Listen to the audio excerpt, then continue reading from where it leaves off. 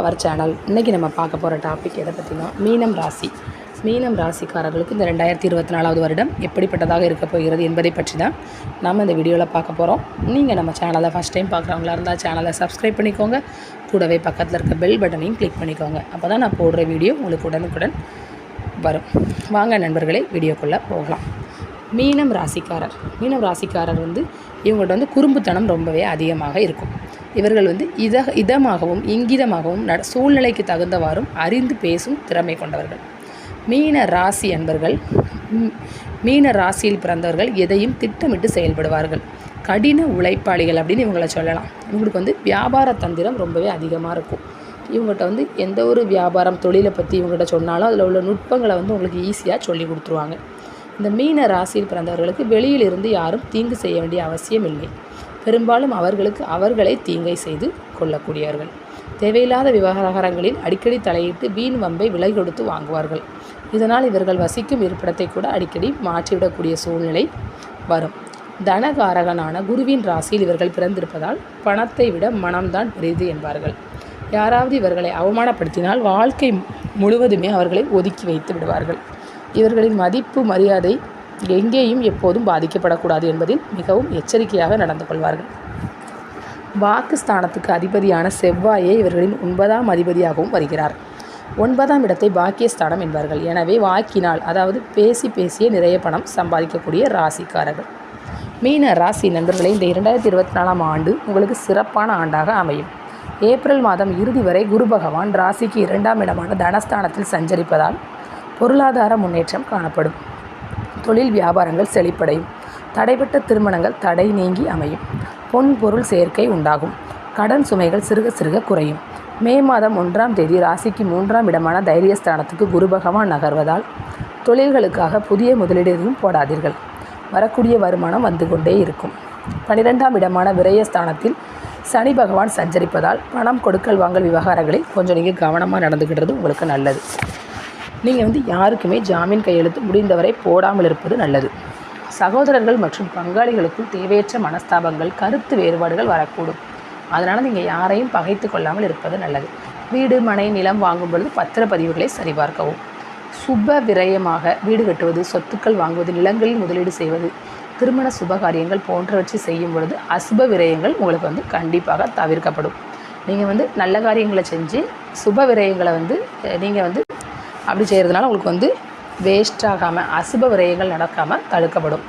ராசிக்குள் ராகு சஞ்சரிப்பதால் மனக்குழப்பம் உங்களுக்கு இந்த வருஷம் எப்போவும் மனக்குழப்பம் இருந்துக்கிட்டே இருக்கும். தடாலடி முடிவுகள் நீங்கள் எடுக்கவே கூடாது. டக்குன்னு நீங்கள் யோசிக்காமல் எந்த முடிவுகளையும் எடுக்கக்கூடாது. அந்நிய மொழிக்காரர்களிடம் எச்சரிக்கையாக இருக்கிறது ரொம்ப நல்லது. அவங்கள்ட்ட எச்சரிக்கையாக பழகிறது ரொம்பவே நல்லது. அலைச்சல் அதிகமாக இருந்தாலும் பண வருவாய் உங்களுக்கு இந்த வருஷம் நன்றாக இருக்கும். வெளிநாடுகளில் பணிபுரிபவர்களுக்கு பணிச்சுமை அதிகமாக காணப்படும். பங்குச்சந்தை, ட்ரேடிங், ஸ்டாக் மார்க்கெட் முதலியவற்றை தவிர்க்கிறது உங்களுக்கு நல்லது. ராசிக்கு 7ஆம் இடத்தில் கேது இருப்பதால் கணவன் மனைவிக்குள் கருத்து வேறுபாடுகள் வந்து போகும். உறவினர்களிடம் பகை ஏற்படும். பண விவகாரங்களில் நீங்கள் தலையிடாமல் இருக்கிறது ரொம்பவே நல்லது. ஆன்மீக பயணங்களால் மனம் அமைதி பெறும். தொழில் வியாபாரங்கள் சீராக இருக்கும். உடல் சோர்வு, சோம்பல் உங்களுக்கு அதிகமாக காணப்படும். எந்த வேலையாக இருந்தாலும் பிறகு பார்க்கலாம் அப்படிங்கிற மாதிரி நீங்கள் தள்ளி போட்டுகிட்டே வருவீங்க. மீன ராசி என்பர்களே, உங்களுக்கு பணிச்சுமே இந்த வருடம் அதிகமாக இருக்கும். நீங்கள் அதனால் எதுலேயுமே முதலீடுகள் போடுறதை தவிர்த்துருங்க. உறவினர்களிடம் பகை இல்லாமல் கொஞ்சம் பாசமாக நடந்துக்கோங்க. பண விவகாரங்களில் எதுலேயுமே தலையிடாதீங்க. உங்களுக்கு நிறைய மனக்குழப்பங்கள் ஏற்படும் இந்த வருஷத்தில். அதனால் ஆன்மீக பயணங்கள் மேற்கொண்டு அந்த மன அமைதியை நீங்கள் பெற்றுக்கோங்க.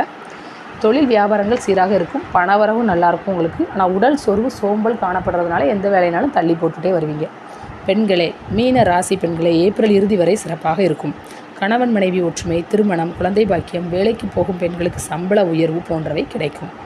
மே மாதம் முதல் தேவையற்ற மன உளைச்சலும் சங்கடங்களும் வரக்கூடும். அதனால் கொஞ்சம் கவனம் தேவை. தேவையற்ற விவகாரங்களில் தலையிடாமல் இருப்பது பெண்களுக்கு மிக மிக நல்லது. உத்தியோகஸ்தர்களே, மீன ராசி உத்தியோகஸ்தர்களே, பணியில் உங்களுக்கு மன நிறைவு இருக்காது. யாரையும் திருப்திப்படுத்த நினைக்காதீங்க. உங்கள் வேலையை மட்டும் நீங்கள் பார்த்துட்டு இருந்தால் உங்களுக்கு நல்லது. நீங்கள் உங்கள் வேலை உண்டு என இருங்கள். உழைப்பிற்கேற்ற ஊதியம் நிச்சயமாக உங்களை சேரும். உணவு விஷயங்களில் கட்டுப்பாடு அவசியம்.